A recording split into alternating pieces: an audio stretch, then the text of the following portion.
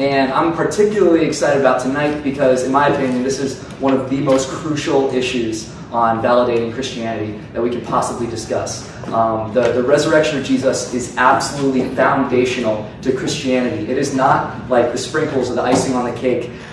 If Jesus was truly resurrected from the dead, literally, historically, bodily, died and then was resurrected again to life, I would suggest that changes everything about the human existence from then on out. Likewise, if that didn't happen, then the very foundation of Christianity, in my opinion, crumbles, because this was something that they said proved that Jesus is God in the flesh. And so even Paul the Apostle in the Bible, this is the man who wrote a significant portion of the New Testament, said, if only for this life we have hope in Christ, we are of all people most to be pitied. And so Paul is basically throwing down the gauntlet and saying, if this is all a myth, and if Jesus wasn't resurrected from the dead, then we are fools. We are believing a myth. We are believing a lie.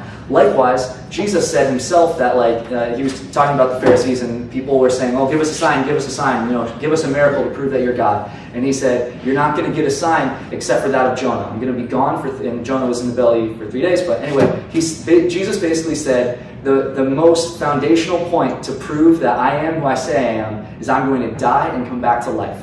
And if he didn't do that, if he didn't come back to life, then that changes everything about Christianity. It shows that either Jesus was a liar, or he was foolishly mistaken, or those words were added in later, in which case he didn't say anything like that, and we can't trust the Bible. So I would just suggest to you, and hope that you take it seriously, that whether or not this event truly happened in history, literally, historically, and bodily, whether or not Jesus came back from the dead, has a dramatic impact on our day-to-day lives. If it did happen, then I'd say it validates Christianity.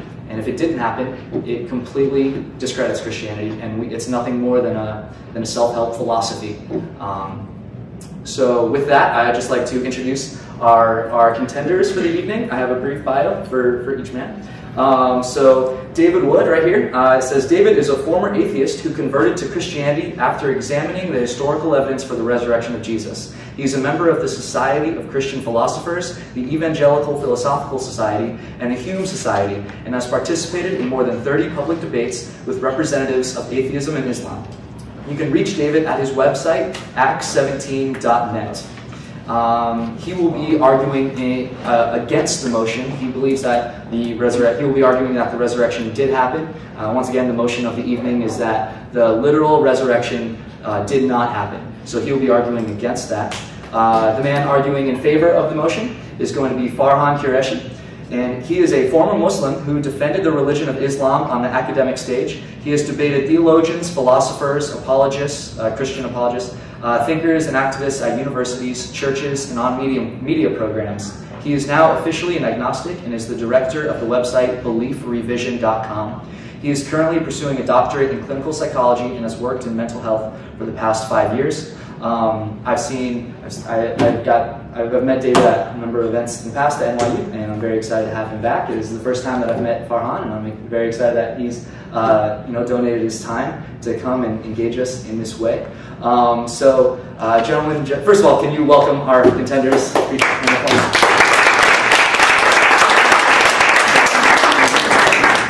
Before we get into opening statements, by no means are you identified solely by your past or any conversion experience or anything like that, but nonetheless it is kind of interesting the philosophical framework that you both came from and then changed to something significantly different. So would you mind I'll give you maybe a minute apiece to say, not to say what like the single biggest thing was that changed you from your former philosophical identity to your current stance now. Just to give the audience a flavor of who you are personally.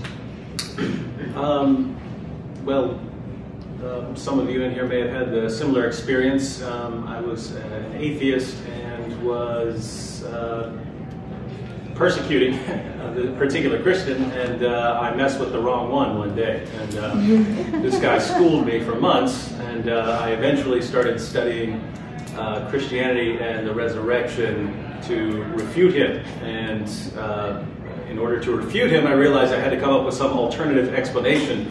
And some of the facts that we're going to look at tonight, I realized there was no alternative explanation other than resurrection. And so there are some other things involved, of course, but that would be the biggest issue in my leaving atheism and becoming a Christian. Sure, thank you. Well, I was born and raised in the United States, but to a Muslim family, and so my identity as a Muslim was very precious to me. I, like most people who become attached to their identity, whether as an American or as a Indian person or a black person, white person, Christian, Muslim, I began this process, psychological attachment to my identity as a Muslim. And so I wanted it to be true. I really wanted it to be true. I practiced it, I was devout, I loved my family who practiced it. And so I started to defend it, I started to argue for it, I started to challenge other people on their beliefs and why mine would be true. And it was a little bit during undergrad when I started studying psychology, and then eventually when I would start working in mental health, that I saw human suffering for what it was. I began to understand human behavior more empirically. As a result, I realized that religion was an indoctrination process, that people's minds are conditioned and that they are brainwashed, or they convince themselves that their worldview is true to the point where it's difficult to see outside of the box or fathom otherwise. Defense mechanisms, if you will, come into play, denial and whatnot, in order to protect the ego from anxiety.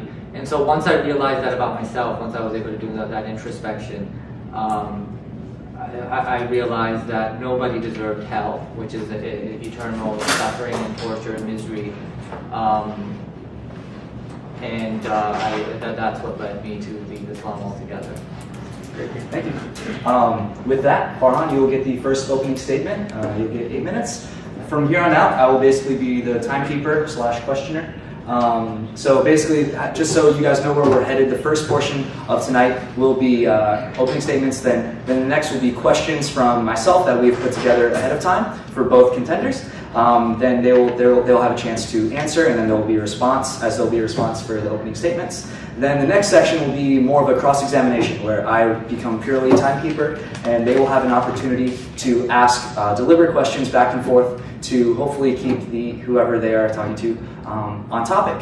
Most of the time, I've seen numerous debates in my life, and a lot of the time, each candidate just talks about the issues at hand that he feels is the strongest, and they never actually try to dialogue or dismantle or defeat the opposing statements or the opposing logic. They just dance around where they feel comfortable, and they both accuse the other of not attacking their own view, and they accuse the other of not really digging into the issue. And so the second portion is going to give both of these men an opportunity to keep their opponent on track, and they'll both get an opportunity to do that. And the third portion is when you guys will be able to ask your questions. Like I said, we'll collect them, and then I will ask them from the front. So without further ado, Farhan, I'd like you to come to the podium, and we'll begin tonight. Good evening, ladies and gentlemen. Thank you for coming. Thank you, crew and NYU, for hosting this debate. And David Wood, it's always a pleasure to be with you and to see you again. So appreciate everybody for putting this together. This is the first time I'm actually debating the resurrection topic. I've debated numerous other topics related to Jesus in the Bible, problem of evil, philosophical issues, but this is the first time I'm actually having the opportunity to discuss the resurrection. And I think that it's important because the moderator was absolutely correct that the resurrection is the most crucial topic to prove Christianity. I think it's the only one. Because you might have arguments for or against God, but in terms of Christianity, I think the resurrection is the big topic. And by the resurrection of Jesus, what we mean is that Jesus died medically for 3 days and 3 nights, and then came back to life. That's generally the understanding. But more than anything, more than any other reason that skeptics would reject the resurrection narrative, is because of its miraculous nature. It's more of an issue of whether an event of this kind could occur than anything else. Miracles are unbelievable.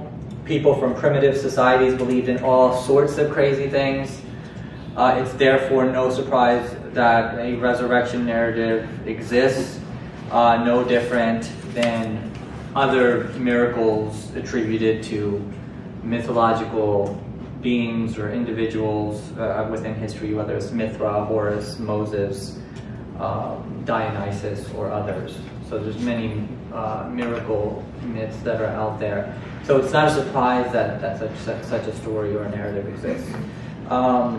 There were a few things, from when I was a Muslim that I still cherish, and this is some of the wisdom gems that you can find perhaps in every religion. But there was a saying of Muhammad, alaysul qabru kal mu'aynati, which means that hearsay is not like seeing. And I think that resonates perfectly well with this situation. Because we weren't there. I wasn't there. I don't know what happened. I don't know what those individuals were possibly witnessing or thinking when they claimed that they saw Jesus resurrected. I think that there's plenty of natural explanations that can be given, though, for the events that took place some 2,000 years ago.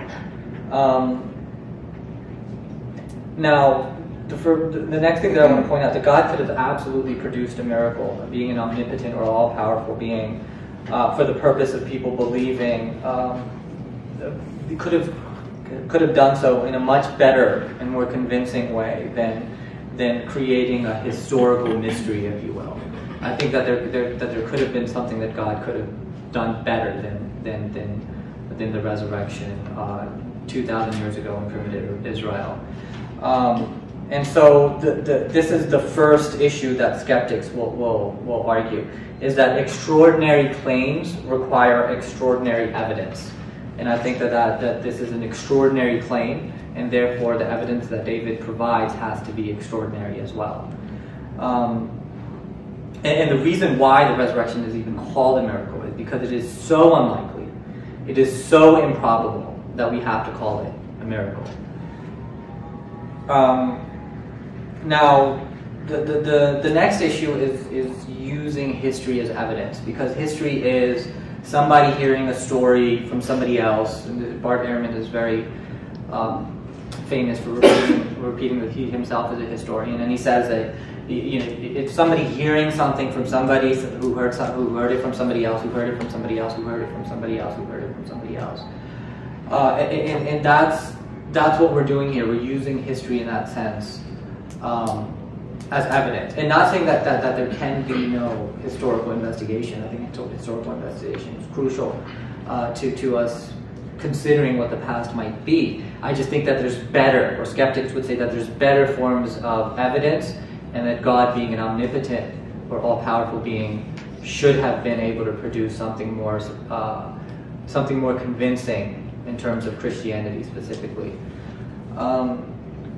Now, when we talk about the Bible, there's some issues about the narratives even with the Bible, because first of all, none of the authors of the Bible were eyewitnesses, whether it's Paul or the four Gospels. None of them, we don't know who the authors are. These are anonymous titles.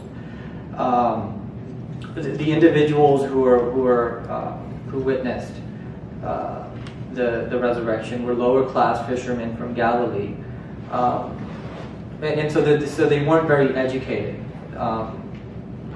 And the composers of the New Testament, on the other hand, seem to be, and Bart Ehrman is someone who points this out as well, seem to be educated and highly educated and rhetorically professional in Greek composition. And so we see a difference between the individuals that are writing the Bible in Greek and the original disciples and their background.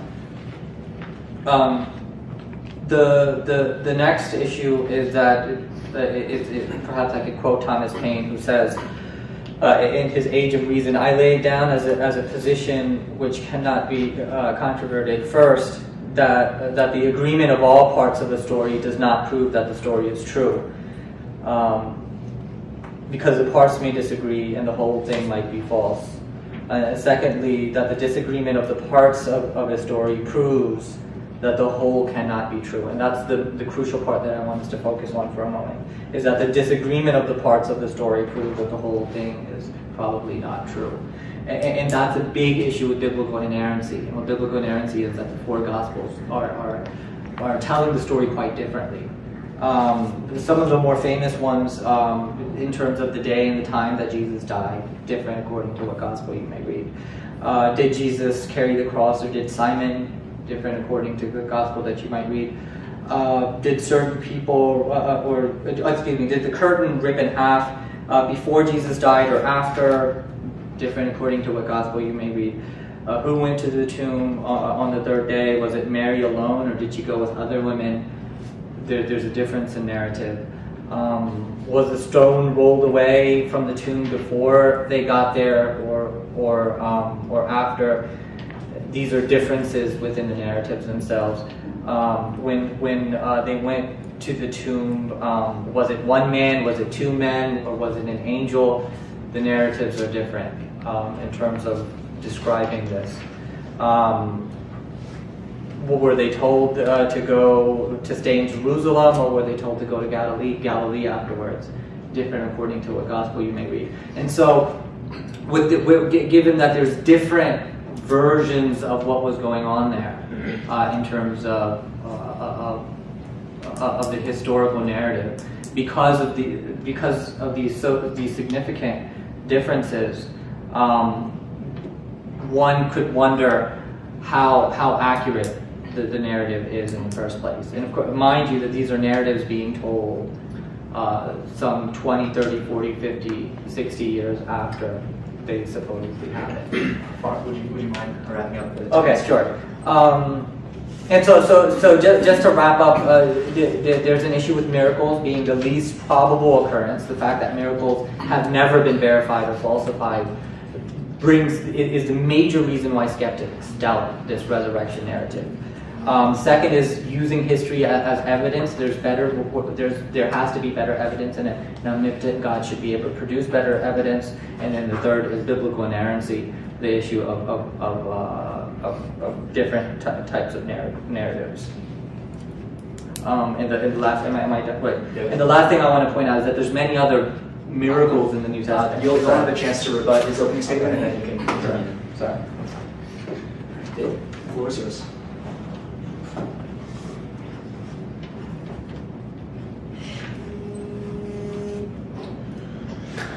Well, good evening. I'd also like to thank NYU and crew for hosting the debate, and Farhan as well for making my task so easy tonight. I can tease it. We've been friends for years. Farhan pointed out that the main reason skeptics would have a problem with this is with the resurrection is because it is miraculous in nature. And so I'd like to begin with just a quick question about skepticism. What is the correct form of skepticism? Because I feel like I have the correct degree of skepticism. What I find is that many atheists are skeptical of supernatural explanations, but often very gullible when it comes to natural explanations. So any random explanation, no matter how poorly it fits the facts, as long as it's natural and doesn't appeal to the supernatural, we'll accept it. We'll go for that. No problem. No problem. Oh, some matter came together and formed life? No problem. Easy. No skepticism whatsoever, and we're going to see this with explanations for the data surrounding the resurrection of Jesus. I am skeptical of supernatural explanations. If you come up to me and say, hey, my friend was sick and I prayed for my friend and he got better, I'm going to think, your friend's immune system made him better, and that's probably what happened. Even though I would grant, because I'm a Christian, I would grant, hey, it's possible, but I'm going to think that's pretty unlikely. And given that the person does have an immune system, I'm going to tend towards that. So I am skeptical of supernatural explanations, but I'm also very skeptical of natural explanations when they just don't fit the facts. And that's what I found when I came to the resurrection of Jesus. So let's talk about some of the facts first. And there are lots of facts involved here. I'm going to focus on two main points. One, Jesus died, and two, he was alive again after he died. Pretty straightforward. Jesus died, and he was alive again after he died. And so if you've got that, I'd say you've got a miracle on your hands, and that's what we find in Christianity. Now, there are all kinds of lines of evidence for Jesus' death by crucifixion. The early sources that we have, multiple sources, multiple independent sources. We have Christian sources, Jewish sources, Roman sources. Everyone agrees that Jesus died by crucifixion. This isn't disputed. If Farhan wants to dispute it, we can go into some of the evidence. But I'll just point out, given what we know from history and the historical sources and what we know about Roman crucifixion, this is not disputed at a scholarly level. And I'll quote a couple of non-Christian scholars here just to give you an idea of what even non-Christian scholars say about Jesus' death by crucifixion. Atheist New Testament scholar Gerd Ludemann says that Jesus' death as a consequence of crucifixion is indisputable. So it's not, hey, we have some good evidence for it. It's indisputable historically.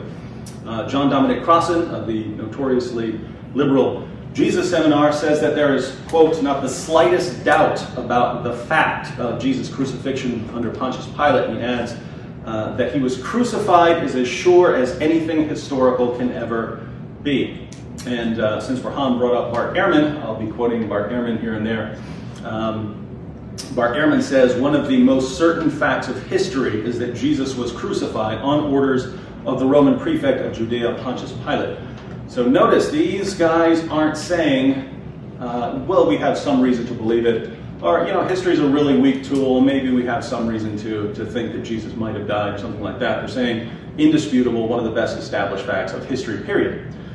So Jesus' death by crucifixion isn't the real issue. The issue is whether he was alive again later. And Christians appeal to various arguments here, arguments for the empty tomb, arguments from fulfilled prophecies, and so on. I'm just going to stick with appearances because that's why I became Christian. Also at the scholarly level, just as there's no dispute about Jesus' death by crucifixion, there's no dispute about whether the apostles had experiences that they believed were appearances of Jesus. So people like Ehrman and others don't believe that Jesus actually appeared to the apostles, but scholars in general at least grant that the apostles were convinced to the point of being willing to die that Jesus had appeared to them. I'll give a couple of quotations here.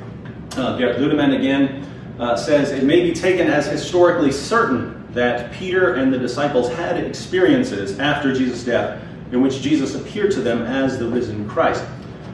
Paula Fredrickson said, I know in their own terms what they saw was the raised Jesus. I'm not saying that they really did see the raised Jesus. I wasn't there. I don't know what they saw. That's what Farhan just said. But I do know as a historian that they must have seen something. And Bart Ehrman once again, for it is a historical fact that some of Jesus' followers came to believe that he had been raised from the dead soon after his execution. And Ehrman also believes these followers had experiences that they believed were appearances of the risen Jesus. So, the question, and I'll just stick with that data, I'll just add two interesting components to the appearances. Some of those appearances were to enemies of Christianity. So Jesus' half-brother James rejected Jesus during his earthly life, and soon after Jesus' death, James comes back and starts preaching, even to the point where he was eventually stoned to death for preaching the gospel. And the Apostle Paul, of course, who was an early persecutor in the church, tried to wipe out Christianity, also started preaching Christianity, started preaching the gospel based on the claim that he had seen the risen Jesus. So both friends and foes claimed that Jesus had appeared to them. And let's just stick with that data. There's more, but let's stick with that data since time is short. What's the best explanation for these facts? Lots of people, I believe, die for things that aren't true. But when we turn to the apostles of Jesus, it's very different. If I die today for something I believe in, it's because I heard it from someone and I happen to believe it, and then I go out, and I believe it so firmly I'm willing to die for it. The apostles were not dying for some message that they heard from someone. They were dying for something they claimed they saw with their own eyes. And given how these men went to their bloody deaths proclaiming that they had seen the risen Jesus, we have to ask ourselves, what convinced them? What gave them that degree of confidence that they were willing to die for this? And we can ask that question about anyone who dies for what they believe, but with these men in particular, it was about something they had seen. So what did they see that convinced them to the point that they're willing to go to their bloody deaths, proclaiming that they had seen this man risen from the dead? And the only explanation I could ever come up with when I was examining this was that they actually saw the risen Jesus. Farhan says he has plenty of naturalistic explanations. I would love to see them because I haven't found any that even come close to explaining this in any coherent way. But at the end of the day, Farhan is right. The main reason that people would reject this is because of some allegiance to naturalism or to just because we reject miracles in general. And the problem here is, naturalism as a worldview is falling apart. It doesn't account for the origin of the universe, it doesn't account for fine-tuning, it doesn't account for biological complexity, it doesn't account for human consciousness, it doesn't account for the reliability of human reasoning abilities, it doesn't account for laws of logic, it doesn't account for moral laws. It's falling apart. And I think somewhere in here I'll quote one of your professors at NYU, who's a world-class philosopher who just came out with a book saying that within about 2 generations he believes that naturalism as it's taught today is going to be something that people laugh at because of how rapidly it's disintegrated. But if naturalism just doesn't account for our world, then we can't rule out supernatural explanations of phenomena. And if we're going to allow supernatural explanations, then I think you have to allow one here. Thank you. Farhan, your rebuttal to his opening statements.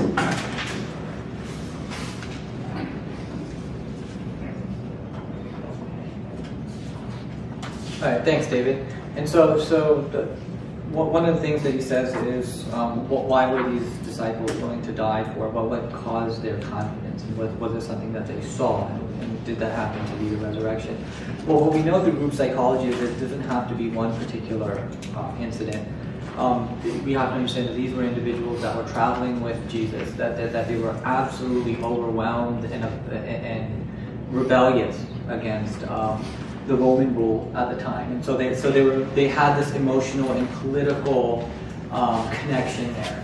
It said that the fishermen were absolutely treated unfairly by these Roman rulers. The fish that they would catch for the people was not compensated, and so these people were upset by their situation. And here comes a rabbi or somebody who's professing to be a rabbi, and he's gathering these individuals up for a very long period of time. So there's this social, psychological connection there. And so it's not just an incident of seeing the resurrection and all of a sudden they're willing to die for this. Rather, this is something that was psychologically conditioned.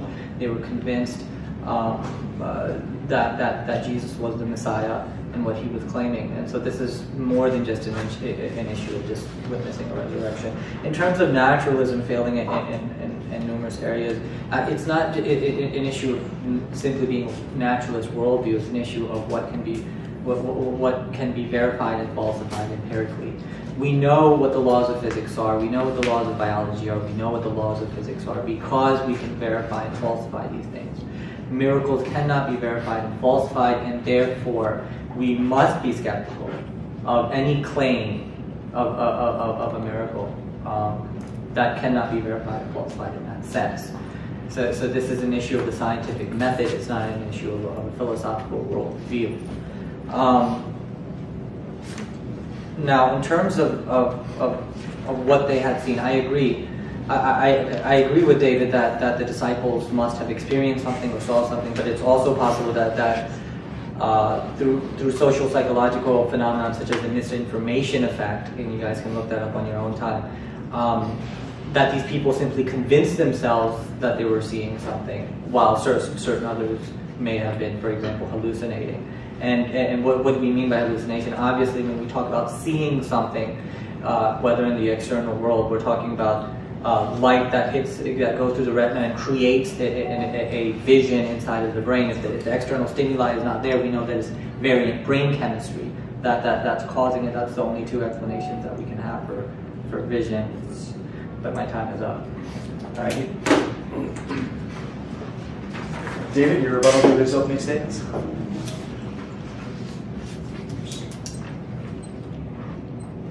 All right. Farhan says that miracles cannot be verified and falsified by this kind of investigation. And my question is, who says so? I mean, are we just laying that down as a rule? I don't agree with that. So if he has some reason to believe that, I'd love to hear it. And I'm going to ask, if we're laying this down, how could God ever do anything to convince us? I mean, imagine if God appeared to us right now with striking lightning bolts and so on. It would be open to us to say, wow, that David Blaine's really boning up on his magic here. Aliens are really messing with us now. We could explain it in all kinds of ways, even if God is here in all kinds of glory and telling us what to believe. If we're going to be that skeptical to where we're just going to go with any alternative, we could never believe in God unless He just programmed us to give us any kind of option. So if we're going to have if we're going to be a little more open to these kinds of truths, then I would say we have to have a different methodology. Now, Farhan's alternative, his naturalistic alternative, and I'm assuming he came out with his best one, right? He obviously didn't come with one that's like 50th down on his list of good alternatives. Assuming he came with his best one, and his explanation was that the disciples were upset. They're really sad. They were psychologically conditioned to believe that Jesus is the Messiah. Jesus gets crucified, and perhaps they convinced themselves that they had seen something. Now, this is the obvious route you'd want to go if you're trying to explain the appearances to the disciples, and this absolutely fails. I mean, it fails horribly.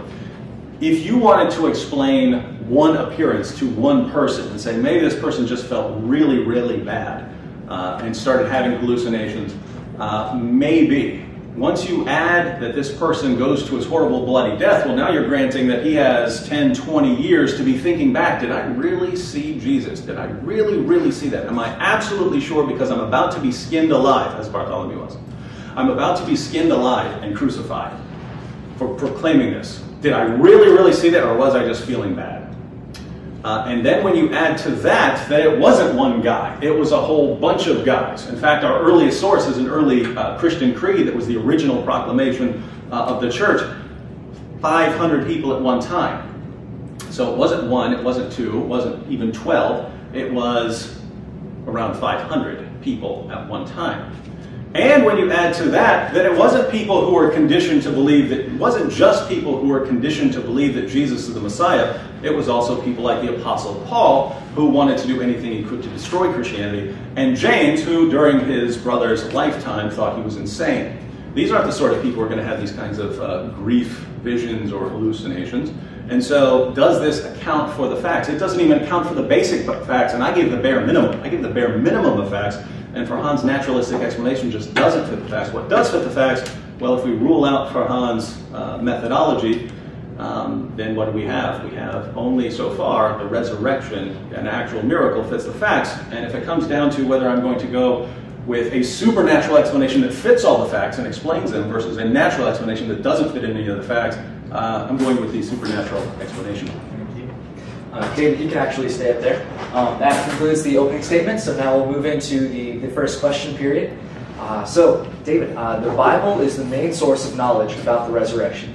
Christians claim the Bible is true because it is the Word of God, and we know it's the Word of God because the Bible says so. Doesn't this circular logic undermine the validity of truth we hear about the resurrection? Well, some people actually do use that argument. I don't. I came to believe in the resurrection of Jesus, and I came to believe in Christianity before I actually believed in the Bible. Right? Belief in the Bible came later for me. When I was reading the Bible, I was treating it, okay, here's a collection of first century documents. So here's a collection of first century documents. And it was based on that. It was based on that, treating it as historical documents, which is what any good, reputable scholar will say, whether it's Bart Ehrman or anyone else. These are the first century documents, and they're historical documents. These are first century Greco-Roman biographies. So as far as my own thinking, it was, here, let's see what I can establish from these historical documents. Then I came to believe in the resurrection, and then after believing the resurrection, believing, okay, this is God's sort of central work and sign in history, obviously he's going to want to preserve this, and so you eventually get to preservation and inspiration of scriptures. But I wouldn't start with belief in the inspiration. Some do. Again, I came from an atheistic background. I would regard that as kind of circular there. But the resurrection doesn't depend on presupposing belief in the inspiration of Scripture. Notice I appeal to facts, that scholars in general, like people like Bart Ehrman and so on, and what's the best explanation of the facts. And but anyway, that's just my. If other people have an argument for Scripture like that, there are different arguments you could give. But again, for me, started with the miracle and then working out from that central miracle, which can be investigated historically. Yes. Farhan, you'll get a chance to respond, and then you'll answer a question of your own. Just so the audience is on the same page, they've mentioned Bart Ehrman a number of times, and he's one of the most respected non-Christian historical scholars alive today, arguably. He has studied the New Testament extensively, and he's personally, he's very skeptical, and so he's a very extensive debater, and so, yeah, just so you know. So you'll have about a minute to respond to his answer to the first question. Yeah, just a note on Bart Ehrman. He was actually a devout Christian who went through seminary as well, and due to the problem of evil and suffering, as he cites it, decided to have a change of belief. And I think that's very important too, because David here was an atheist, I was a Muslim, and there was a radical transformation in terms of belief revision, which is what I'm focused on nowadays. Is philosophically what is causing belief update, belief revision. You can see that on my website, beliefrevision.com. But in response to what David said in terms of circular reasoning and using the Bible as a primary evidence for the historical resurrection of Christ, I would say that to me is a problem. It's furthermore a problem in terms of how the date and in terms of which the narrative we're being told, the inerrancy that I mentioned in my opening statement, the contradictory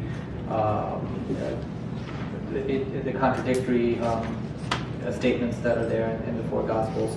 And so, I mean, I obviously do think that it's an issue, and I do see somewhat of a circular reasoning. I think that there might be some extra biblical accounts that talk about the crucifixion event, but I don't think that they get elaborate enough in terms of post-mortem appearances. Great. Farhan, you can actually remain at the podium. This question is for you. So, many early Christians were willing to be put to death because they would not recant that they had seen Jesus alive again, including, as he mentioned, people who were not associated with Jesus, such as his enemies, such as the Apostle Paul, who later had a belief revision. So even his enemies were willing. Why would they do this if they fabricated the events? Well, I mean, again, when we look at cults and we look at social psychology, for David Qureshi, for example, or Charles Manson, for example, 300 people, there was mass suicide. Okay, there was mass suicide. And you look at Muslims who are blowing themselves up in the Middle East. It's no surprise that people would kill themselves before what they believe in. So I do think that they were utterly convinced that Jesus was this great Messiah and everything. But it's not a surprise that they were willing to die for it. I think that's conceivable. In terms of Paul, there's my theory is that he was suffering from temporal lobe epilepsy. I think that he was having hallucinations. Clearly, he was seeing things that other people were not. There was this extreme pain that went along with his visions. And so I think, in addition to that, I think that it's possible that he started to psychologically go down and depressed because of all the persecuting that he did towards Christians, and seeing how faithful the Christians were and even how righteous they were. He might have been emotionally struck by that. So I think that there is a psychological explanation for this type of behavior. Thank you. David, your response? Yeah, now we actually have a combination hypothesis, right?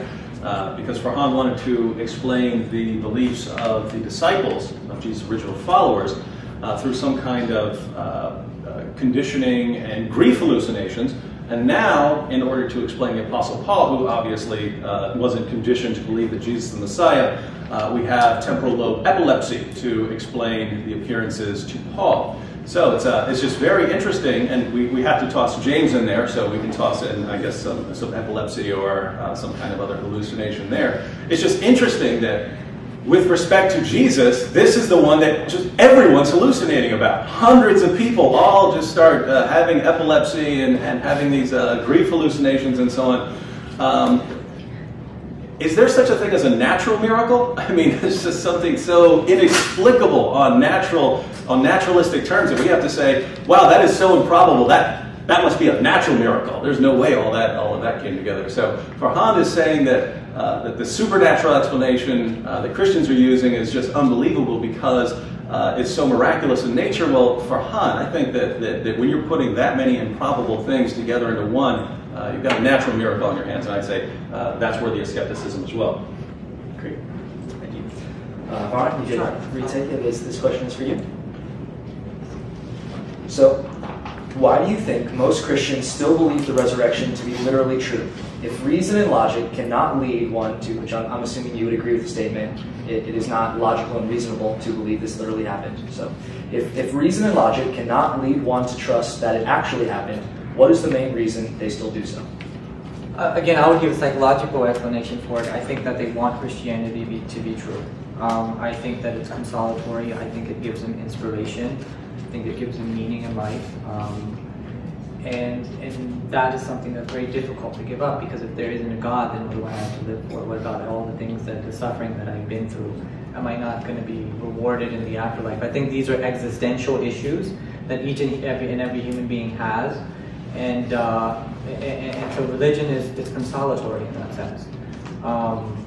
But I do think that there are a number of Christians, don't get me wrong, who have intellectually pursued Christianity, and that the resurrection is the strongest argument in their minds as evidence for Jesus, for the Jesus narrative, and I do admit that that's possible.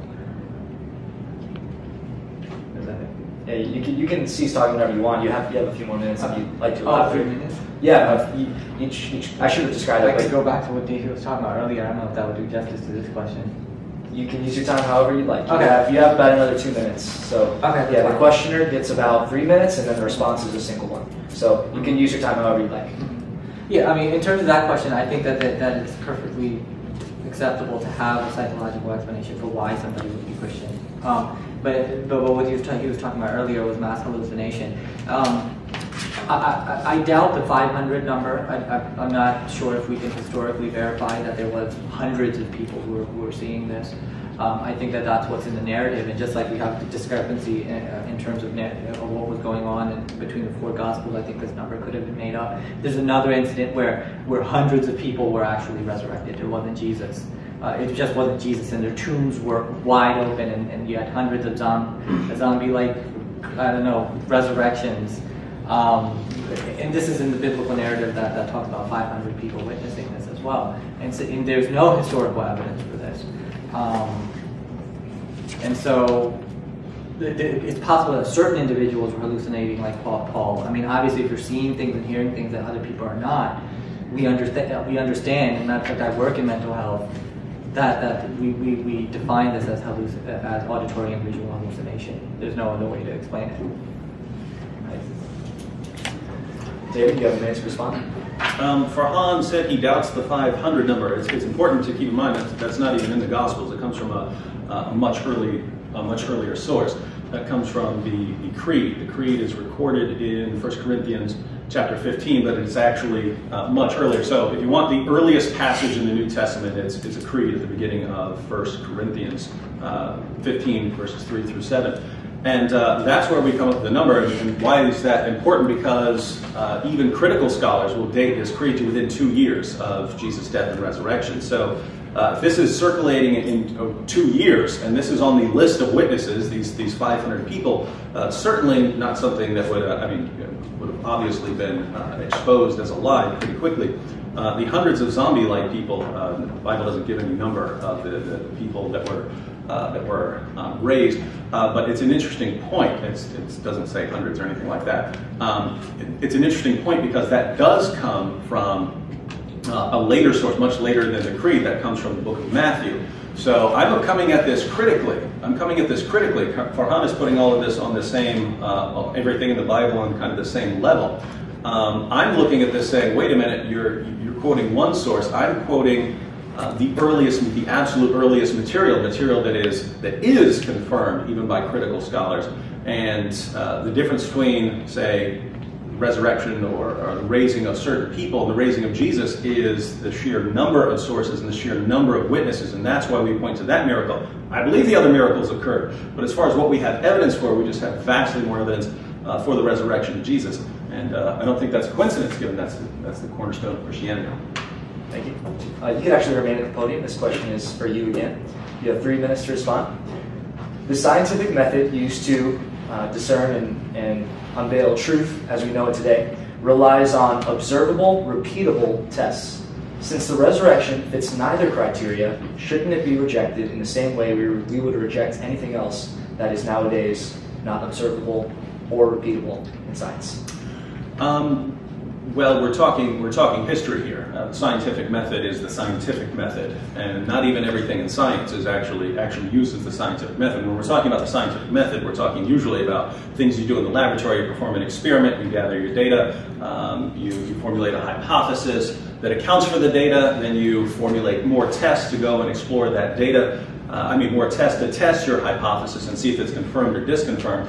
You can do that in a laboratory, but you can't even do that with various things in science. If you're talking about the formation of the universe, you're not talking about repeatable experiments that you say, okay, let's try it over and over again and see if we come up with the same thing. If you're talking about the history of the world or the history of evolution or something like that, you can, these aren't things that you do in a laboratory. You repeat your steps in that way.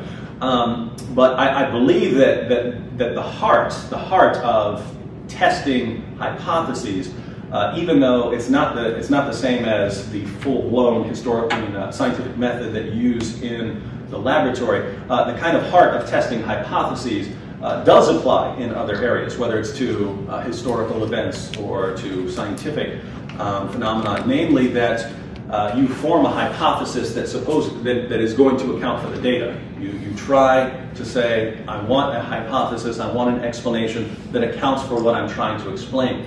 And if it accounts for it, then it's a good explanation, and you look for if there's any disconfirming evidence, and you look for competing hypotheses, because sometimes you can come up with multiple hypotheses that account for the same data, and then you try and come up with tests to see which one is confirmed. So applying that method of hypothesis confirmation to the resurrection, we have our data. We have data to work with. There's no shortage of data. We even have data that are agreed upon by both Christians and non-Christians. And so the method I've laid out is, here's the data, what accounts for it. It's obvious that the resurrection accounts for why every shred of evidence we have tells us Jesus died, and every shred of evidence we have tells us he was alive again after he died. The resurrection fits that very, very well. The alternatives, if we're going to start appealing to mass hallucinations and epilepsy and so on, if you're going to do that, you could explain anything, right? You could explain anything like that. You could explain anything in history like that. Neil Armstrong walked on the moon. No, he didn't. They all had hallucinations. How powerful is that? One, it's so improbable that we would have to reject it based on its sheer improbability. And two, it still doesn't even account. It still doesn't even account for the data. You might know people who hallucinated that they saw their grandma. A couple years later, if it comes down to I'm about to be tortured to death over this, the person's going to be wondering, did I really see grandma or something like that? And with the disciples, It's to the man, down to a man. It would be different if half of them were ready to go to their deaths and the other half had doubts. It's down to a man. No one had anything but complete confidence that they had seen the risen Lord, and you just don't explain that with hallucinations or epilepsy. Thank you. Farhan, you have a minute to respond to his answer about scientific observability and repeatability in this topic. Sure. Yeah, I mean, during my opening statement, I said that there could have been a omnipotent God could produce a better way, a more convincing way to establish himself to humanity. And so I do think that perhaps something scientific would be superior to the historical event 2,000 years ago, particularly in a primitive society that's susceptible to all kinds of beliefs. And particularly in a very low educated aspect of that culture. Could there have been something superior to in terms of science? Yes, but I think that it would be even better if our generation, through the generation that has technology and broadcast ability, to be able to witness something like that, and that would be something that would be far more powerful, and God, being an omnipotent being, should be able to produce that. Thank you. All right, I'd like to thank both of you for that first question period. Now we're going to move on to the more cross-examination period, where one person will get a chance to, to the best extent of their ability, speak in nothing but questions. Feel free to word an objection with a question mark at the end, however artfully you want, but I encourage you to speak only in questions to keep your opponent on topic, and then after 6 minutes of that, you will get, whoever is asking the questions will get a chance to respond however they like with words for about 2 minutes to answer the answers that they just heard. So David, you are the questioner first. So at this point, I'm simply time. So begin.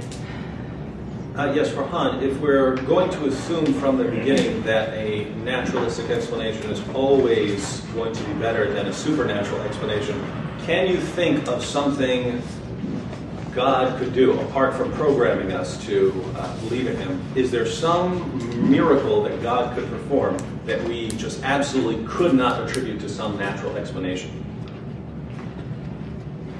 Well, I mean, because God is a supernatural being, I would imagine that God could produce supernatural. If God exists, God would be a supernatural being and would be able to produce supernatural. I mean, could you come up with any sign that God could give to us right now that we could not, by any stretch of the imagination, attribute to something natural?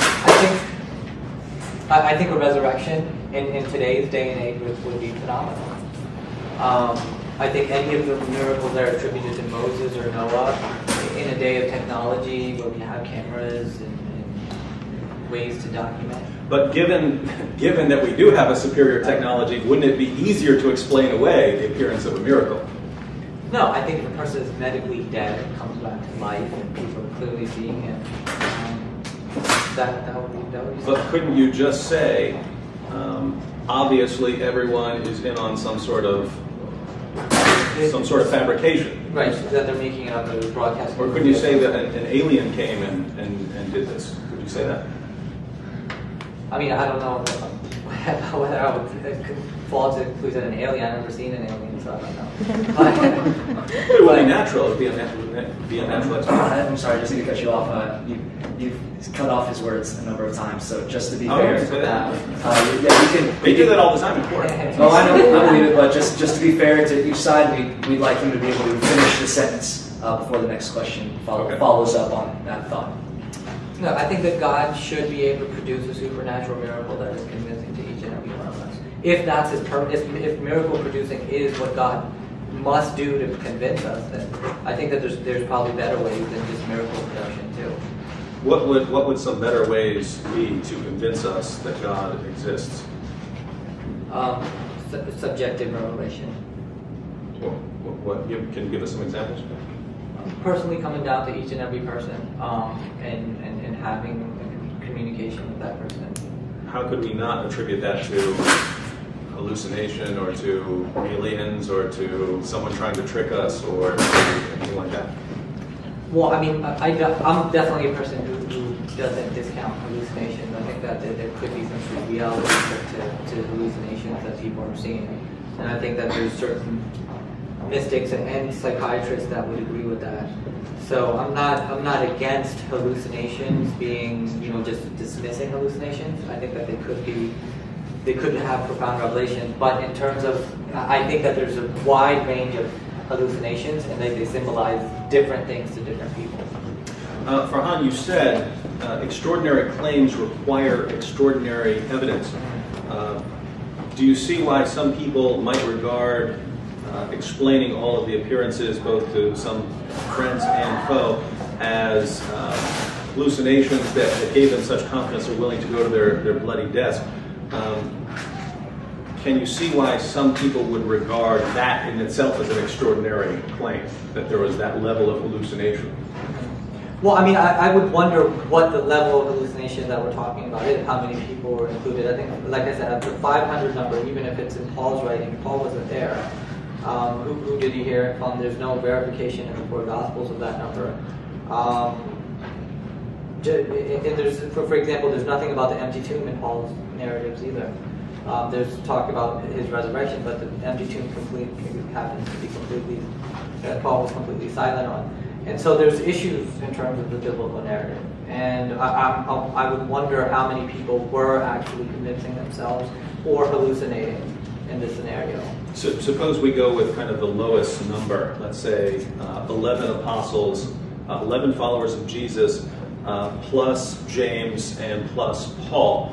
Can you see why some of us, myself included, would regard the claim that these 13 people all became so convinced that Jesus appeared to them, not seeing some foggy vision, but so convinced that he had appeared to them and had given them commands, that they go to their bloody deaths, attributing this to brief hallucinations or epilepsy? You see why some people would regard that as an extraordinary claim, extraordinary. No, I mean, I can see what you're, don't get me wrong, Dave, I completely understand what you're saying in terms of, the numbers here, but I think that there have been examples in history, in India in particular, where several individuals have seen, for example, the guru levitating. There's several stories of that kind. There are examples of organized schizophrenia and schizotypal individuals, and matter of fact, Harold Camping was one of the most recent ones. What they didn't necessarily hallucinate, but that doesn't mean. But we're talking about people who have variant brain chemistry that cause hallucinations coming together to form cults. That is something that we do know and have researched. Do you know of other examples where you had sort of friends and foes all coming together, hallucinating about the same person and then going to their deaths, or the confidence that is instilled in them? Or is this kind of a unique? I mean, I think that they were all pretty much friends. I think James was the only foe that we know of. I mean, Paul came a lot later, but James was the only one, and he was Jesus' brother. So there was some emotional connection there. All right, thank you. David, your response to what he's just saying? You have 3 minutes. Well, again, you say 3 minutes? Actually, for the sake of time, can I make it 2? Sure. I asked Farhan for an example of, I asked him for several times for an example of something that God could do where we couldn't, we still wouldn't believe it. If we're going to use this, we can just spout any naturalistic explanation we want, and that's going to be more believable. Again, if that's our methodology, nothing God could ever do would ever convince us. And so, if your methodology that you're using from the very beginning makes it so that even if God exists, there is absolutely nothing an all-powerful being could do to convince you of something, then I'd say you've got a flawed methodology, right? It sounds like you're deliberately ruling that sort of thing out from the beginning as part of your methodology so you can never even get to the truth. I mean, think about it. Farhan would grant the possibility of the existence of some being like God, and yet, following the methodology he has, there's nothing that being could ever do to convince him of it. And so, if it's possible that being exists, obviously we should have a methodology that allows us to discover that it exists. But using his current methodology, we can never do that. As far as the other issue that we discussed, whether his claim that maybe these guys got together and they were having some kind of hallucinations, and they have this brain chemistry. And the Apostle Paul comes along later and so on. Maybe this is a combination of epilepsy and hallucinations. Just think. What are the odds? If you said one guy was so nuts that he went to his bloody death based on something he saw, that would be one thing. When it's everyone who is there and they're all saying the exact same thing, and it's both friends and foes, it's people who were devout followers of Jesus and people who are devout enemies of Jesus, and they all see the same thing and go to their bloody deaths, I think you've just pushed the limits. I think you've pushed the limits of believability with these natural explanations. Thank you. All right, Farhan, now it's your opportunity. You'll have 6 minutes to ask nothing but questions of David. Well, my first question, really quick, is the Bible talks about several miracles. The resurrection is the only miracle that it speaks of. For example, Jesus walking on water, curing the blind, curing the leprosy, this mass resurrection in Israel. Would you agree that all of these, virgin birth is another one, would you agree that all of these other miracles of the New Testament have no historical evidence for that whatsoever? I believe they do have historical evidence. They don't have the same kind of historical evidence that we have for the resurrection. So if we talk about Jesus walking on water, we have that in the Gospels. The Gospels are first century Greco-Roman biographies. So you have some sources reporting, at least that people in the first century were claiming that they have seen that. That's some evidence. That's some historical evidence. But that's different from the evidence we have with Jesus, where the information is so early and so widely attested that even critical scholars are granting the core facts of the resurrection without admitting the miraculous. They're granting all the facts that the claim of the miracle is based on. You don't have, for instance, Bart Ehrman granting, hey, Jesus was there, he was on the water, we don't know how to explain it. You don't have that sort of thing, but you do have that with the resurrection, granting at least the facts that it's based on. Well, with the resurrection, you have several people. You have several people claiming they believe and we're seeing that these more and more experiences. But these other miracles, such as Jesus walking on water, you don't have numerous people attesting to this. You just simply have the narrative, and that's it. So how does the narrative itself act as evidence for that Jesus actually walked on water, or that there was a mass resurrection? Oh, well, I understand that, and I'll go ahead and say, if I didn't believe in the resurrection and therefore didn't believe in Christianity, I wouldn't believe any of these stories. Right. What I was denying, your first question was, you said, I say that there's no historical evidence for them. Would I agree that there's no historical evidence for them? I would agree that there is some, but going back to something I said earlier, I would put it in a kind of progression. Right? We can examine the core facts of the resurrection of Jesus, and we can learn that Jesus rose from the dead. Given that he rose from the dead, now I'm going to, one, trust the followers a bit more, because if someone just rose from the dead, you're going to be trying pretty hard to preserve other things that this person did and his message. And if you have now a miracle, then that's where inspiration comes along. This is something God is doing. God is obviously going to want to preserve this message for future generations if he's doing this kind of work. And therefore, I would expect God to be somehow involved in the preservation of the material. So for me, this isn't true of everyone, but it starts with the resurrection. No, like I said, I understand why the Christians are arguing the resurrection as a historical evidence, but you do agree that there's no argumentation for these other miracles that elaborate as you do with the resurrection. You could make an argument for them. You could say, look, the feeding of the 5,000, it occurs in all the Gospels. Therefore, you have multiple independent testimony to this miracle of Jesus. You could argue that, but if I weren't persuaded by the resurrection, no, I wouldn't be persuaded by these other miracles. In other words, I would say, okay, you guys agreed, and so what? I don't believe it. And that's why you don't have a lot of Christian apologists saying that, okay, Jesus walking on water is evidence for Christianity, or Jesus curing Lazarus of leprosy is evidence for Christianity, because it's not historical evidence for it.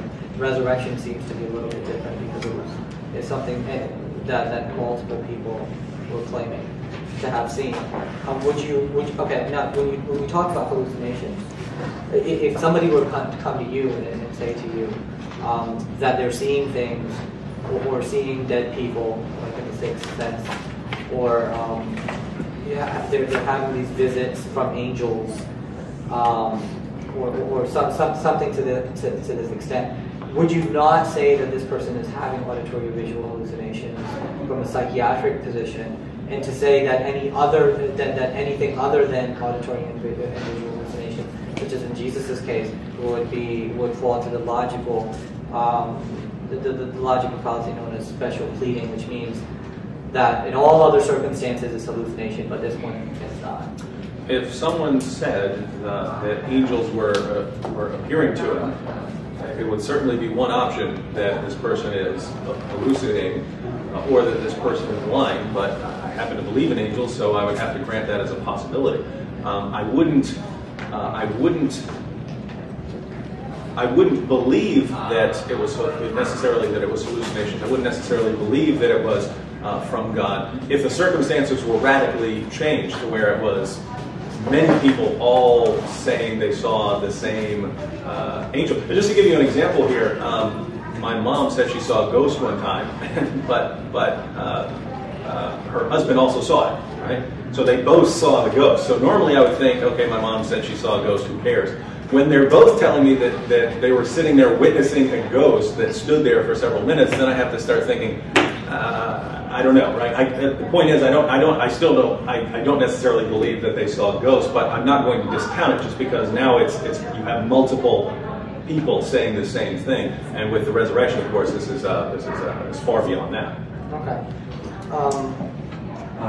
That's the time we have. So right now you have 2 minutes actually to respond to everything you just heard. Okay.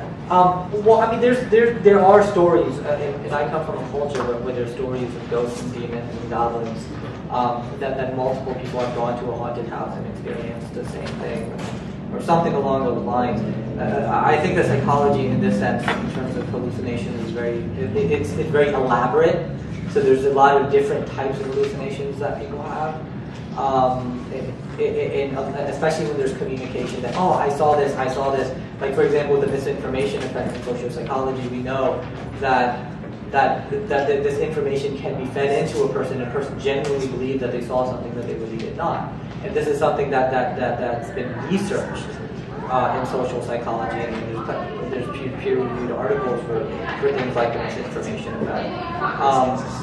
I think that because when we're talking about hallucinations, when we're talking about visions, we're talking about brain chemistry, we're talking about if it's an external entity that light is going to reflect off of that entity and it's going to go through the retina and create an image inside your brain. If it's not theirs, then it's variant brain chemistry that's causing it. These are the only 2 types of visions that we as human beings know of.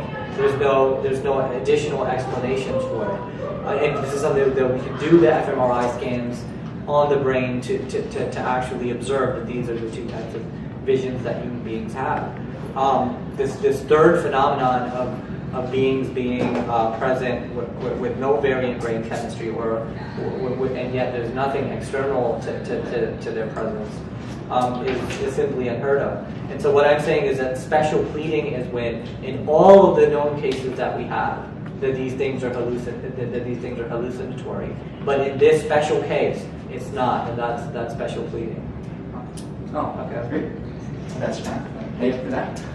So we'll now move into the third portion of the debate, which is the audience questions that we've collected. If at any point you want another card, or we might even go to raising their hands, but if you still have your card and you haven't passed it in, feel free to write a question and just pass it up to the front to Sydney or myself, and it might still make it in if we have time.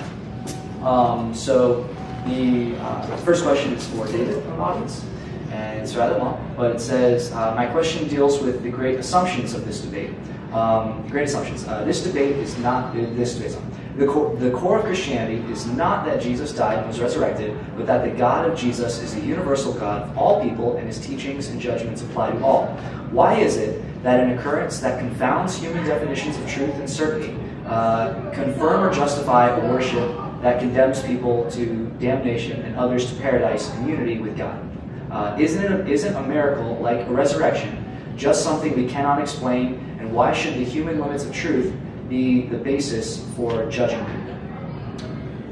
Well, there are a lot of issues in there. I want to point as far as the topic of the debate. Most of that would be irrelevant. I'll go ahead and take a crack at it, but I just want to point out that most of it would be irrelevant. The question is, whether Jesus rose from the dead, whether that confirms Christianity or whether that establishes Christianity is at least a conceptually separate issue. If someone rose from the dead, that is a separate issue from whether what else this issue does. And so, questions about condemning people to hell and stuff based on this, those are somewhat separate issues. But think about what this is claiming. That the purpose of Jesus is to just unite all people and so on. And his central message isn't about his death and resurrection. I mean, where are you getting this? I mean. In other words, if I sit back and I say, here's what I would like Jesus to be. I would like his central message to be about just uniting all people. Therefore, that was Jesus' message. And, enough of this crucifixion, resurrection stuff. Do we just get to define people sort of in our own image like that? Well, the problem is we have historical records about Jesus. We have the historical writings from that time. We have the message that his followers went out and preached. And in the book of Acts, where we see Jesus' original followers going out, they always centered their message on three facts. One, Jesus died on the cross for sins. Two, he rose from the dead. And three, he claimed to be divine. And so if that's the message Jesus' followers were taking away from him, I think you can't just say, but I don't want Jesus to be that, therefore I'm going to say he's something else. In other words, if you want to deny that Jesus is who he claimed to be, or what the early records say, then just say he's a nutcase, or just say he's a liar, or just say he's demon-possessed, or say something else like that. Don't rewrite Jesus in your own image. So we have the message. We have the message. You have the ability to accept the message or not accept the message. I accept the message because it was confirmed by miraculous revelation. And the difference between Jesus' message and everyone else is this core miracle. In other words, if I'm going to listen to anyone tell me about God, I'm going to listen to the guy who rose from the dead. So I'm going to listen to Jesus, but if I'm going to listen to Jesus, I can't sort of tell Jesus what I want him to be and then demand that he be like that. I have to let Jesus speak for himself, and as the one who rose from the dead, if anyone deserves to be able to speak about God, it'll be him. Thank you. All right, Farhan. This one is more so for you. It mentions that if the resurrection is true, that's clearly a demonstration of God's power. But you've objected that if there is a God, he would have done it in a better way. So it's asking for specifics of, hypothetically, like if you were God trying to reveal yourself, how would you do it in a better way, specifically than what we see in the Jesus narrative? Yeah, and that was kind of what David asked me earlier as well. I think that David asked that same question. I think that it's unfortunate that God has to play hide and seek to begin with. I think that that's a bigger issue to me. And not only that, but why does God want to be recognized or worshipped in this way? It seems a little bit narcissistic. It seems arrogant. I think that if there is a God, that there has to be a better purpose than simply believing in an entity that created us. There has to be a story of growth and transformation, but that's not what the Christian message points to. It points to a doctrinal acceptance of a resurrection that pleases God and allows you to avoid an eternity of suffering. That type of message it just doesn't resonate with how I experience life. When I experience life, I experience love and compassion and empathy between human beings. I feel that I have a connection with human beings in nature. That resonates more to me, and I think that this miracle production that people are looking for from God to convince people that he exists it's a silly game of hide and seek, and I don't believe that that's what divinity would entail. Thank you.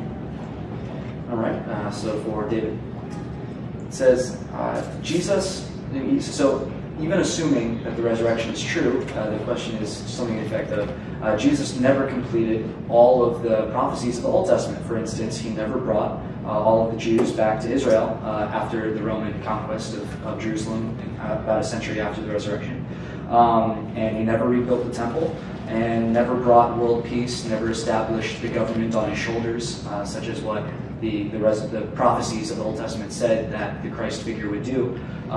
So even if we start with the assumption that the resurrection is true, how do we still claim that Jesus is God, as the Christians say he is, in the wake of the broken prophecies we see elsewhere? Well, as far as Old Testament prophecies, this was one of the reasons that some people were rejecting Jesus. They had certain expectations about what the Messiah was going to do. Jesus isn't doing those things, therefore, whoever this guy is, he can't be the Messiah, and yet he's claiming to be the Messiah. What's wrong with him?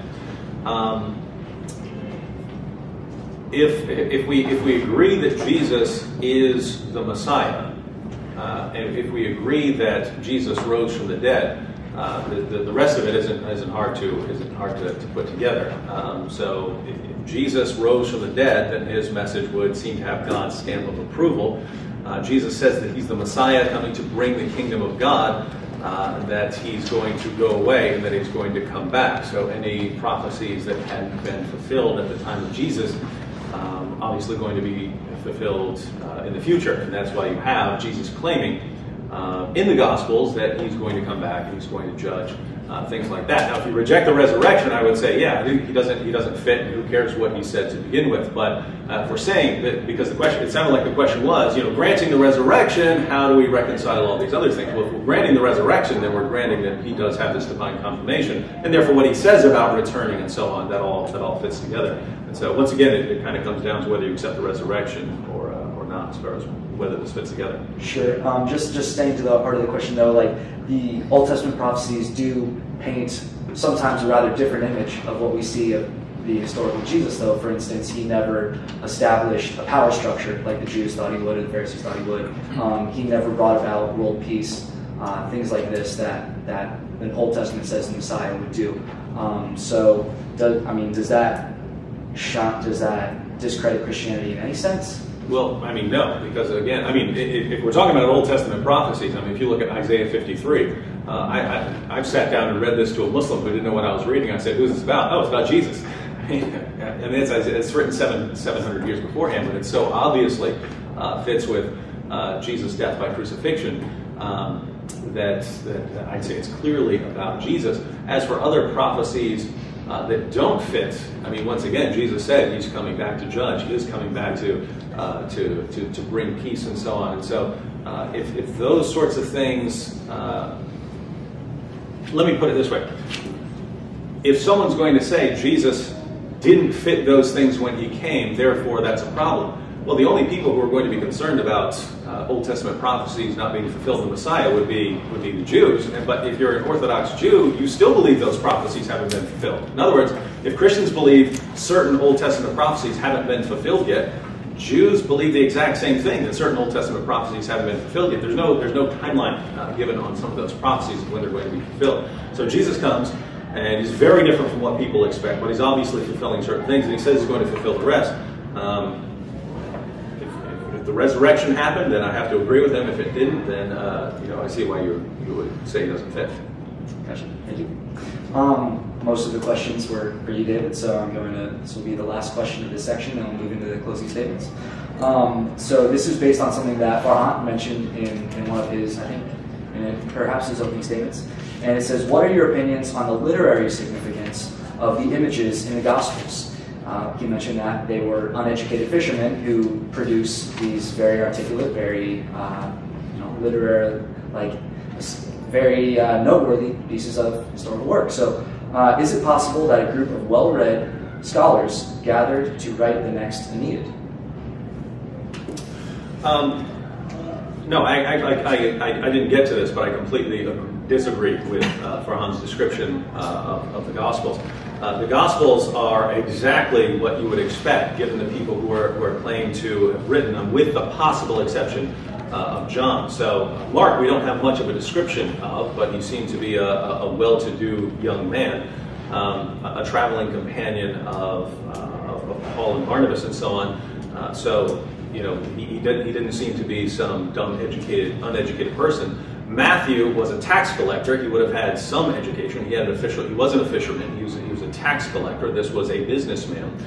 He would have been used to taking notes and so on like that. It would have been difficult for him to keep track of the events of Jesus' life. Luke was a physician, would have been extremely educated. Luke was a physician, so he would have been extremely educated, and I don't think it's a coincidence that this is some of the best Greek in the New Testament, and then we have the book of Acts, which even non-Christian historians agree is very well written history. That's exactly what we'd expect from a very well-educated person. So the only question as far as the Gospels are concerned is the Gospel of John, itself, which does claim to be written by a fisherman. I don't necessarily associate being a fisherman with being dumb. I don't. You could be the smartest man in the world and be a fisherman. Jesus was a carpenter, super intelligent person. I don't associate being a fisherman with being dumb. But at the same time, if we're speaking critically, there are lots of scholars out there, and there are even Christian scholars who believe that based on some of the things that are said at the end of the Gospel of John, that the Gospel of John is actually sort of John and John's followers putting this together. And we know that throughout the New Testament they would have scribes, right? So lots of the times Paul would sign the letter in his own hand at the end, but he's dictating to a scribe. And so it wouldn't be a problem for someone like John to be dictating this to his followers who are then compiling it in the book of John. But I don't see anything in the Gospels that would be inconsistent with the people who they're attributed to.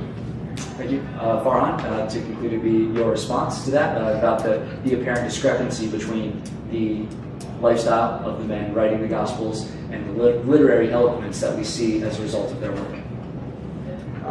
Well, I mean, the bigger issue with the Gospels is that we don't know who authored them. Well, what I was speaking to when I was talking about Jesus' disciples in terms of being fishermen was that these were the types of individuals that were following Jesus. These were the type of individuals who were susceptible to beliefs like these, like the beliefs that Jesus was preaching. And so when I'm talking about low education, when I'm talking about primitive cultures, what I mean is that this is a type of culture, and these are the types of people that were susceptible to these kind of belief systems. Peter and I think Peter's actually identified as being illiterate in the book of Acts, and so there is a level of illiteracy there, but more important than that, I think that there was a connection between these disciples. They're tired of the Roman Empire. They wanted to rebel against it. For example, Judas was the zealot, right? Judas was the zealot. Is described as a zealot. They had problems with the Roman Empire, and so they had an additional reason to come together and follow Jesus as well. And so, I mean, I wasn't trying to do that to belittle the followers of Christ. I'm simply trying to say what these types of people were obviously susceptible to. Great, thank you. That will conclude the question period. So, Farhan, you got the first word. You'll also get the first word now. You have 6 minutes for your closing statements. Yes. I get the first? Yes.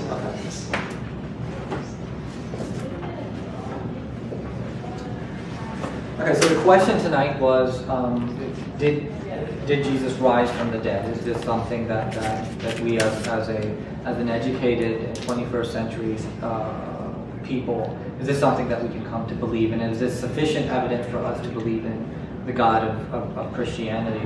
And I would argue that this is the strongest argument that Christianity has. I agree with that, and I think that it is something that we should be contemplating over. This is something that we should be thinking about in terms of intellectual pursuit.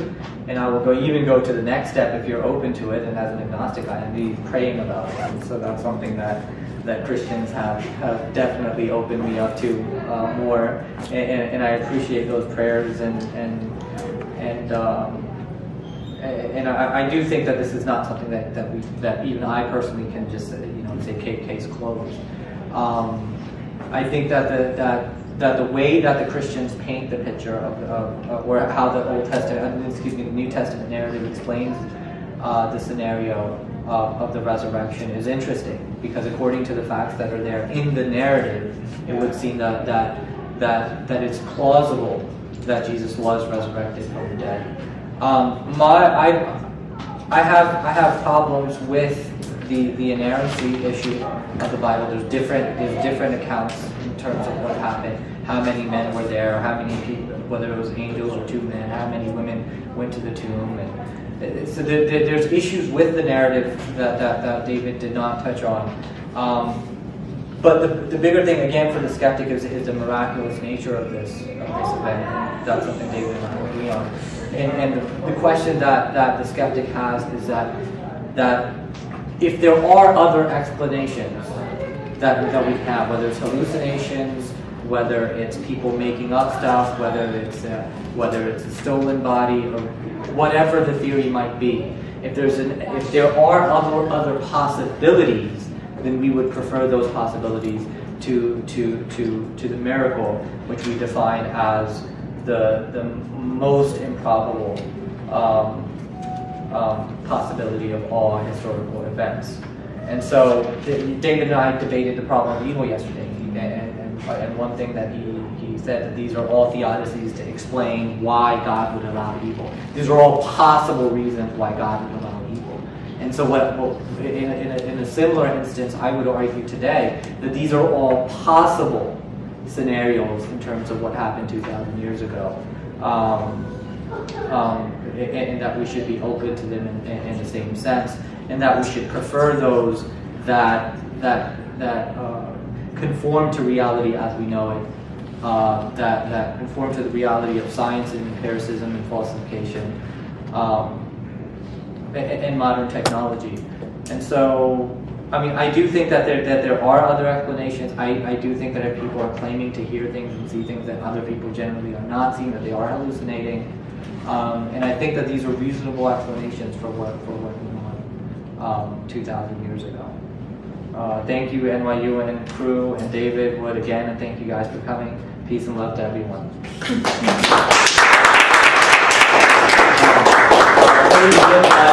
If you guys could take out your contact cards and comment at the very end about who you think has been the most convincing while he is giving his concluding remarks, then we'll collect them after he's done. So yeah, just write the entire time I'm giving my closing statement. Quickly. Multitask. Or at the end, you can be as respectful as you like, and then right at the very end. But please, at least give him your ear. If you can multitask well, then write. If you can't multitask well, then prioritize David and listen and write later. Have I got 6 minutes? About, yes. All right. Well, Farhan said something interesting at the beginning of his conclusion there, and it's something that's been coming up. He said that the issue here is whether this miracle is sufficient to establish the truth of Christianity. And in that vein, throughout this debate, he's been saying things like, couldn't God have done something more? And I'm looking at this very differently. The question is, did Jesus rise from the dead? The question of what it confirms, or how well it confirms it, or could something else confirm it, those are different kinds of questions. So, in other words, Farhan is thinking, I really don't, I really have lots of problems with this Christianity thing. Now let me go and investigate the evidence for it and see whether it confirms all this stuff I don't like about Christianity. And obviously, you're not being unbiased there when you're examining the evidence if you're starting with the assumption that you really don't like this. I'm asking the question: did Jesus rise from the dead? And I'm focusing on the evidence. Here's the evidence. Does the evidence confirm that he rose from the dead, or does the evidence leave it open to question, or does it show he didn't rise from the dead? And then, based on the answer to that question, whether he rose from the dead or didn't rise from the dead, or we just don't know, then now what are the implications of this? And so the implications would be Jesus rose from the dead. The evidence establishes that. Therefore, it confirms his message, not the other way around. We don't want his message confirmed, and therefore now we're going to go and try and come up with some alternative explanation. And what is the alternative explanation that we've been offered here? I'll just ask, why do you believe I'm here right now? Why do you believe that I'm standing here speaking to you? If Farhan is correct, you could all be hallucinating right now. We could never know that I'm here right now, because it's possible for all kinds of people to see the exact same thing. Look, if I were not here right now and you were seeing it, it would be in your own mind. It would be in your own mind. That means that the person sitting beside you is not seeing it. Why? Because it's in your mind. It's in your mind. If everyone is seeing it, if everyone's witnessing it, then it's not just in your mind, it's something out there. And what we have with Jesus' disciples, and some foes even, is that they were all seeing Jesus risen from the dead. How do we explain that? I've never seen an explanation that fits the facts other than Jesus' resurrection from the dead. Farhan says that last night in the debate I said, hey, these are possible explanations. We're using possible in different senses here. Last night when I talked about various theodicies, I'm talking about plausible reasons that God might allow suffering. Farhan, it seems, is, well, this is logically possible, right? There's no contradiction in saying that lots of people all were hallucinating the same thing. True, there's no contradiction. It's logically possible in that sense. But it's so radically improbable that it's not something I could ever take seriously, not when there is a perfectly good explanation on the table that accounts for all the facts and does so without any kind of strain given the evidence. Farhan has said that God is playing this silly game of hide and seek. And I'm concerned about Farhan's view of God, that God is sitting there thinking, how am I going to convince these people? Oh, let me perform a resurrection. Oh, that's not working very well. Oh, how can I do it? I just can't come up with any way. That's not how things work. I mean, if you take the Christian story as a whole, human beings have decided to rebel, and God says, in effect, okay, if you have decided to live on your own, I'm going to leave you on your own, but I'm going to give you some signs here in case you would like to come to me. That's kind of the message. Not how am I ever going to convince these people? And I just can't do it, even though I'm all powerful. It's not the message. On the issue of the Gospels, he says we don't know who wrote the Gospels. Absolute nonsense. Absolute nonsense. We know who wrote the Gospels. Those are the names that have traditionally been attributed to them. It was in the 2nd century, but these are the followers of, these are the 2nd and 3rd generation Christians here. So you can be skeptical about that, but if you're going to be skeptical about the authors just because it's Christianity, be consistent. Doubt Homer, doubt Plato, doubt all of these people wrote these things. If we're just going to say, even though we have evidence for it, even though these are the names that are attributed to it, we're going to just reject them. He says I didn't respond to his complaints about contradictions in the Gospels. Well, that's because I explained in the beginning. I'm approaching them as I did in the beginning when I became a Christian. These are historical documents. And actually, that was one of the reasons I started trusting them in the beginning, that I saw differences, because before that I believed these guys got together and invented a religion. And then I start seeing differences in the narratives and I think, wait a minute, these are not guys who got together and invented a religion. Otherwise they would have had these identical stories. So it's actually something that made me start trusting the Gospels more in the beginning as historical documents. As far as inspiration and whether these are actual contradictions, you can find harmonizations of the Gospels pretty much anywhere. You can go on Google, you have books on the harmonizations of the Gospels. I've never seen anything that's really a clear contradiction in these resurrection accounts. And finally, Farhan says that love resonates with him more than this Christian message about brutal judgment based on adherence to a particular doctrine. Farhan, if love resonates with you, I don't know how you're looking at this story, right?